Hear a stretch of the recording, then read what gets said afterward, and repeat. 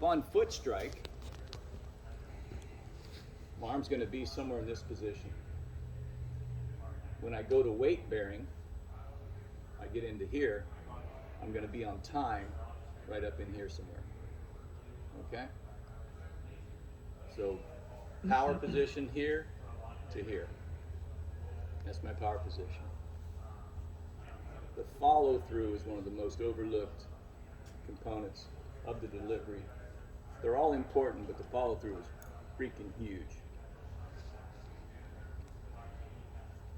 I always tell the kids, even tell my guys, I go up and grab them, I say, give me your meal money, give me your lunch money, okay? I'm gonna take that elbow and I'm gonna, boom, I'm gonna throw it right in their bread basket and then hit them in the chin, okay? So that's the follow through. So my balance, I go down the hill, I'm in position, I get to here, this elbow is, bam, it is going through my lead arm. A lot of guys do not use their lead arm. That lead arm, it pulls the backside through where they work as one. They come through. This guy's pulling, this guy's freaking going. If an 8-year-old kid came up and said, teach me to throw, I put a rope on this elbow, connected to this elbow, throw the ball. And he would have to, he'd have to throw it that way, right? The front would have to bring the back through. Okay?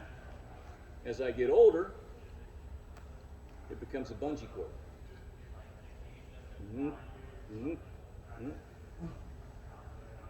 Okay? But the front side and the back side work together.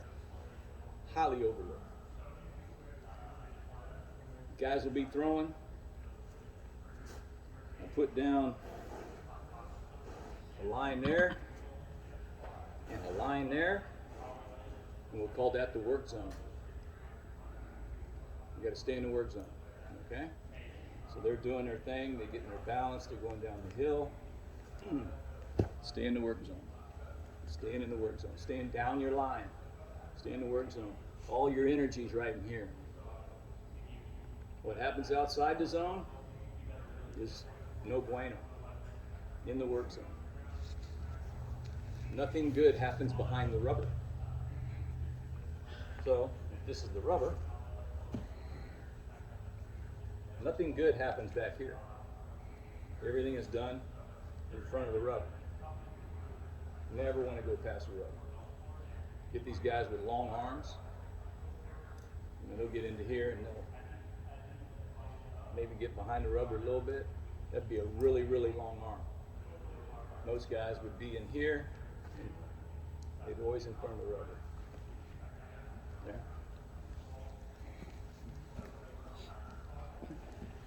Pitching is timing. And what is your timing?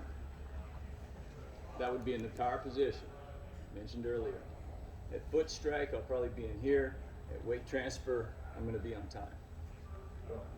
Timing, right in here. That's my timing. When I'm late, this guy, oh shit. Oh. You get that one. You get that one. Or we overcorrect, lawn dart down away. I'm going to miss in that pattern. So when guys are missing, they're probably late. All right? How do we fix that? It's simple. It's very, very simple. Throw the ball downhill. Can you throw the ball downhill? It's simple. It's not sexy. It's not something you could sell at a pitching lesson. It's not a metric. It's a fundamental. Throw the ball downhill. It is amazing how the mind takes over the body.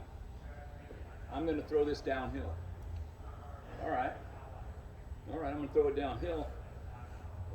Oh, I'm on time. Bam. I can throw it downhill. Oh, I'm going to throw this one hard. I'm going to throw it hard. Or am I going to throw it downhill? So throwing the ball downhill is the almighty fix-all. Okay? Anytime a guy's spraying it, throw it downhill. All that does is put you on time. You have to have timing.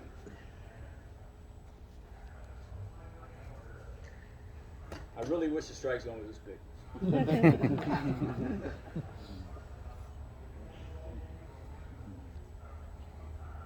I want to go back on the follow through. Timing, follow through, in the work zone. If I stay in my work zone and I go down and I'm on time, boom, I follow through. How do we follow through? Well, the classic follow through bubblegum card. That one. Or Bob Gibson that came down and, you know, did this. So which one's right?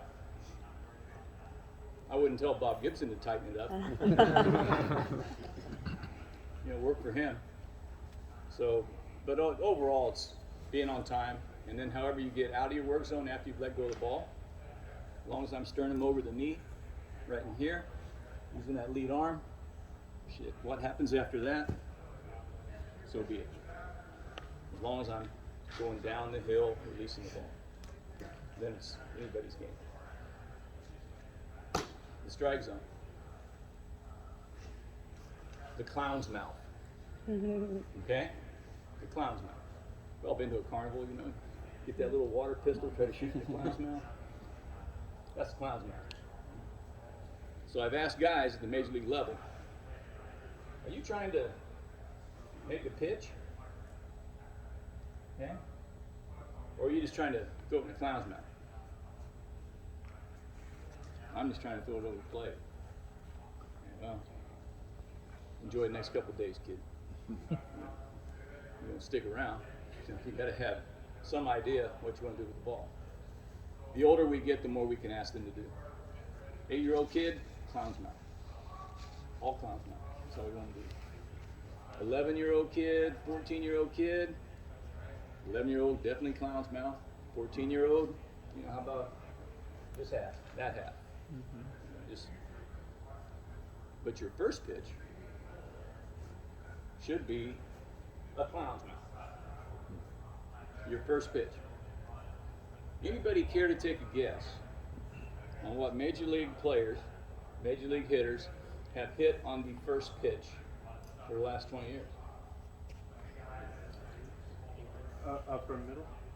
Pardon me? Upper middle? No, the first pitch, the 0-0 pitch.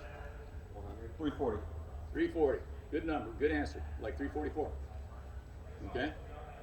That's only the balls in play, by the way. If they take a strike, he's 0 for 1. If they foul it off, he's 0 for 1. The way I look at it. You make an out, you're 0 for 1. If you get a hit, then you're 1 for 4. Right. So over 175,000 pitches thrown in an average major league season. You know, they'll get their 6,000 hits. But for the last 20 plus years, I've been doing this, the same number pops up year after year after year. They hit 060. And that is, they get their batting average at 344 because it's only the balls put in play. Not the strikes called or the foul balls. Those don't get counted. They get swept under the rug. But anyway, it's amazing that, you know, the major league guys will throw 100,000 pitches and give up 6,000 hits. You know, it's that low. They'll throw 100,000 strikes rather in the 0-0. So that being said, and basically you're getting what I'm going to tell the guys in spring training. All right, 060. Some guys still know that, they still remember that. So first pitch should probably be in the clown's mouth. Max Scherzer is a big, it's a choice. It's a choice.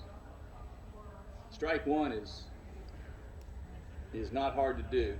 Strike one is a choice. Do you want to do it or not? So it's a choice. Do you want to be 0-1? Do you want to be 1-0? Kind of a choice. Of course, we're talking a different level, you know, but we can challenge kids, 14-year-old, You challenge them, throw the ball over the plate. Get strike one. We'll go from there. It's a pretty good fundamental foundation of pitching.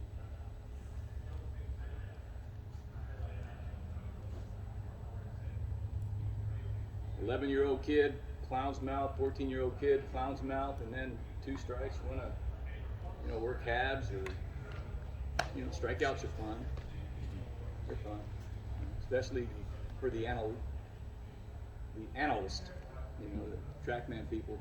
Strikeouts are fantastic. They say the best that you can do, the immaculate inning, 9 pitches, 9 strikes, and 3 strikeouts. And they hate me because I say, no, the best you can do is 3 pitches and 3 outs. You can't do any better than that. Well, that's not sexy. I go, it ain't? You don't think you go out there and threw 3 or 4 pitches in an inning, and the other opposing pitcher just getting a drink of water, sitting down and going, what, a 20-second timeout? And go back. So the only way to get 3 pitches and 3 outs, fill it up, make them swing the bat.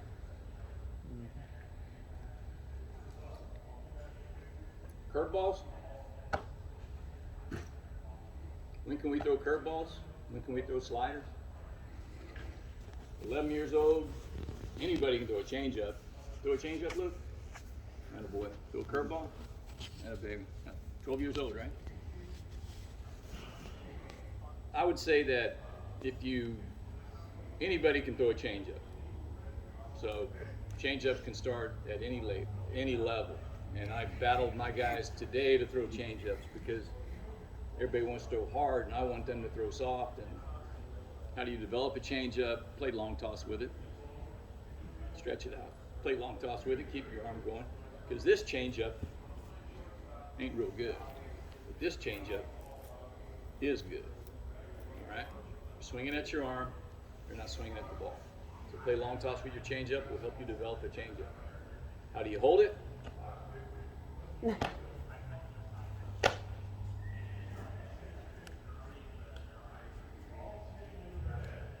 Classic circle grip, 3-finger grip, these 3 fingers, modified split, using the thumb to take speed off. You say give me 5 pitchers, I'll give you 5 different grips. Okay, it's something you've got to figure it out. You got to feel it out. Like one that works for you. With that changeup, are you teaching pronate, or are you just teaching? I've heard somebody say just throw it regular. Oh, yeah. Get on top of it and throw it regular. At my level, it's pretty easy, but it's like locate it and it will do its thing. You trust your grip. You trust your grip to do everything you want it to do. The moment we get into trying to turn her over, we get in the way and generally lose those non-competitive. But if we just throw it and locate it, it'll do its thing. When I get a pitcher who's struggling to find the zone, I usually tell him to back off on the power to get back in there and then build back up. Is that a good solution, or? Well, I would say number one, if we're not throwing strikes, probably our timing's not there. So I would say throw me a downhill strike. So throw me a strike down here. Get on top of it. Throw it downhill where they get on time. And if you have in your delivery, you line it up with your shoulders and hips and throw it downhill, it's only going to go one way. It sounds stupid, but sometimes the simplest things can be answered by the young kids more so than a 30-year-old. That I would just ask a 5-year-old kid, you ever seen a train go down a dirt road? And they would say no. You ask that same question to a 30-year-old, and they go, no. I go, why? And they go, oh, this is some kind of riddle. And the 5-year-old kid would say, there's no tracks. And I said, you damn right there's no tracks. Right? These are your tracks. This is where the ball goes. We fly. Oh shit. Yeah. We stay on it. Boom, there it goes. These are your tracks. You lay your tracks down right there. The ball follows. And if we're on time throwing it downhill, they'll at least be this way. We'll stay in that. We'll stay in here. It's a matter of just calibrating up and down. Yes, ma'am. Is there a big difference in grips from baseball to softball? I'm sorry, but I haven't thrown a whole lot of softballs. I would think there has to be because they're different sizes, and nowadays softball is predominantly played by women. They probably have smaller hands, so I'm sure there's.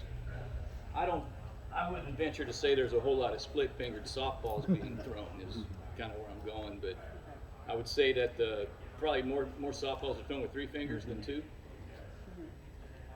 Yeah, so I don't know.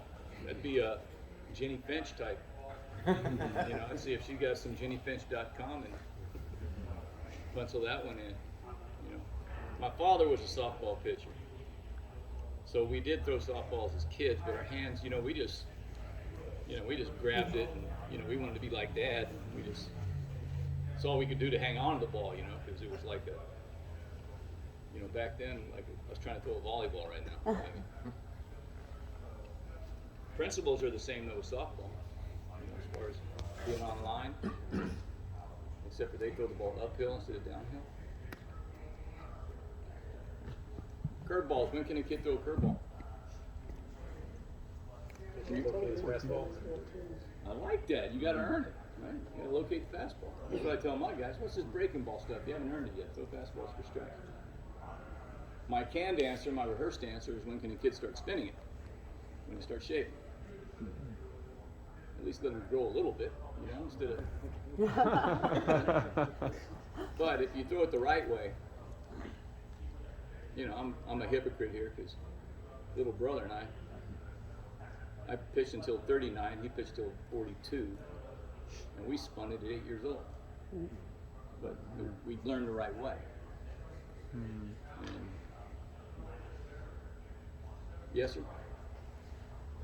For the guys that are developed pitchers, throwing the slider, working the pronation, what finger do you think you should work off of, the middle or the index more? A lot of that is anatomy.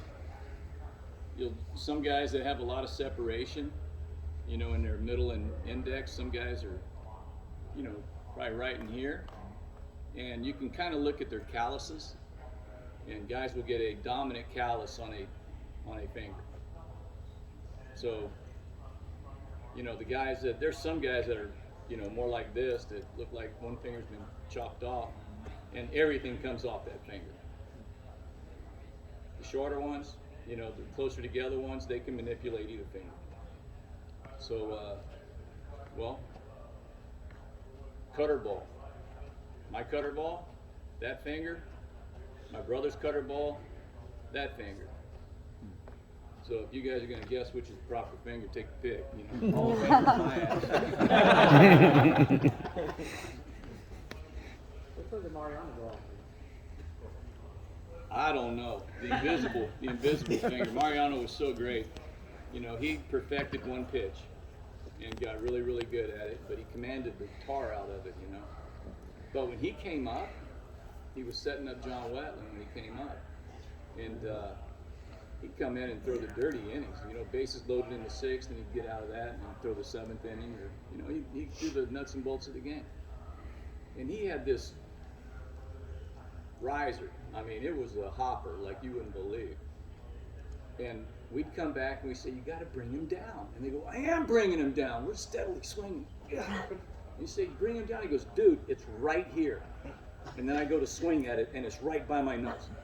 And this guy came up with stupid stuff. I mean, Mariano. And then he just got better and better and better and said, I don't need to work that hard. Let me just back door, jam it, front door.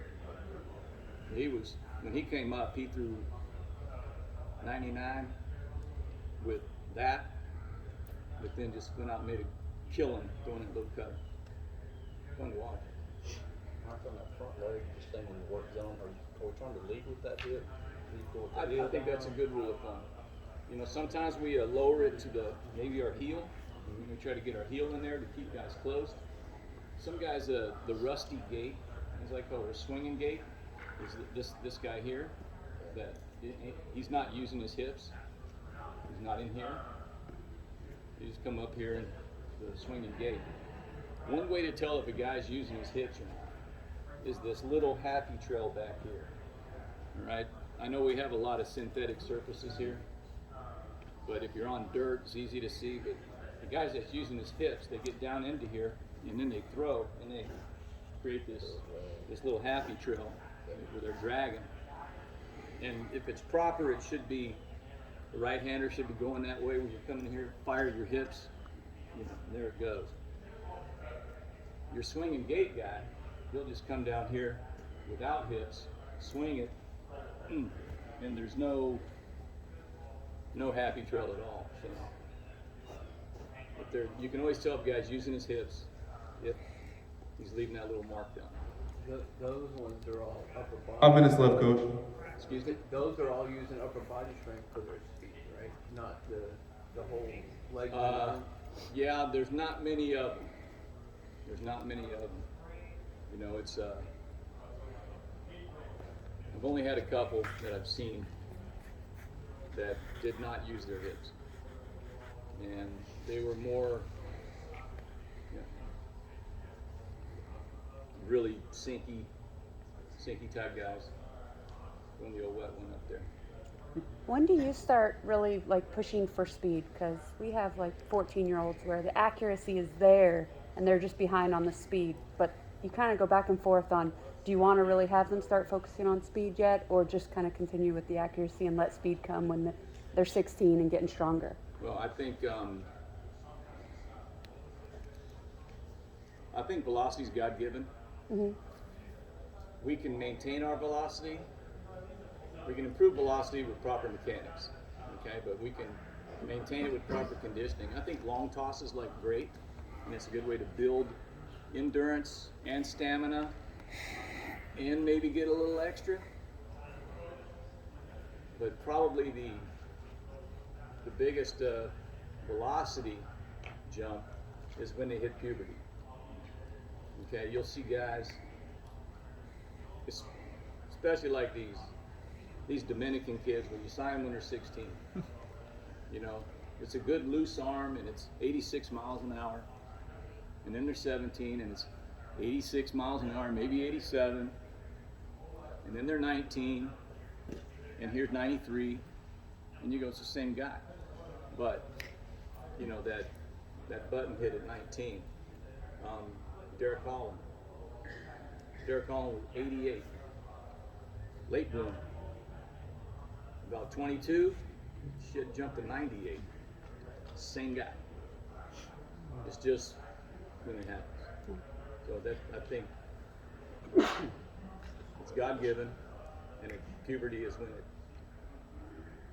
that's when it pops. That's when it spikes. Go ahead.